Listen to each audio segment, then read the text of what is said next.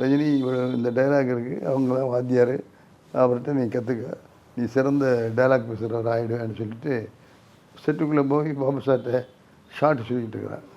திரும்பி வந்து பார்த்தா ரஜினியை காணும்.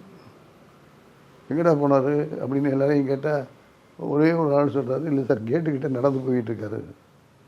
அப்புறம் கேட்டு நாச்சியாபுரம் நாகப்பன்னு ப்ரொடக்ஷன் மேனேஜர், அவரை காரை எடுத்துகிட்டு போய் விரட்டி பிடிச்சி கொண்டாருன்னு சொல்லி வண்டி அனுப்பிச்சு அவரை கூப்பிட்டு வந்தோம். என்ன ரஜினி திடீர்னு சொல்லிக்காமல் கிளம்பிட்டேன், நான் தான் ஷார்ட் சொல்லி பாத்தியாரையும் சொல்லிட்டு போனேன்.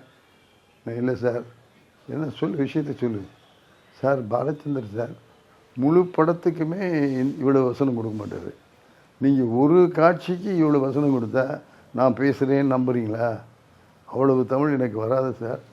ஆகவே என்னால் இவ்வளவு தமிழ் பேசுகிறது எனக்கு கஷ்டமாக இருக்கும், அதுக்கு பயந்து போய் தான் ஓடிட்டேன்னாரு. ஓடவே ஓடாத, நாங்கள் ஒரு யூனிட்டு, எல்லோரும் சேர்ந்து ஒன்றா சேர்ந்து பணியாற்றுவோம். ஆகவே ஒன்று நாங்கள் தயார் பண்ணிவிடுவோம். அந்த லட்சுமி நாராயணன் தான் இங்கே ஸ்டுடியோ ஏவிஎம் ஸ்டுடியோலேயே வாத்தியார். டைலாக்கு தப்பாக வந்தால் செட்டியார் கேட்பார், லட்சுமி நாராயணன் செட்டில் இல்லையான்னு கேட்பார். அந்த அளவுக்கு ஒரு வாத்தியார். ஆகவே நீ அவர்கிட்ட படிச்சுக்க, நீ எந்த அளவுக்கு ரெடி ஆகுறியோ அந்த அளவுக்கு தான் ஷாட்டு. இதெல்லாம் ஒரே ஷாட் எடுக்க போகிறதில்ல, 4 வரியோ 5 வரியோ நீ ரெடியாகி சொல்லு, அதை நான் அந்த அளவுக்கு ஷாட் வைக்கிறேன்.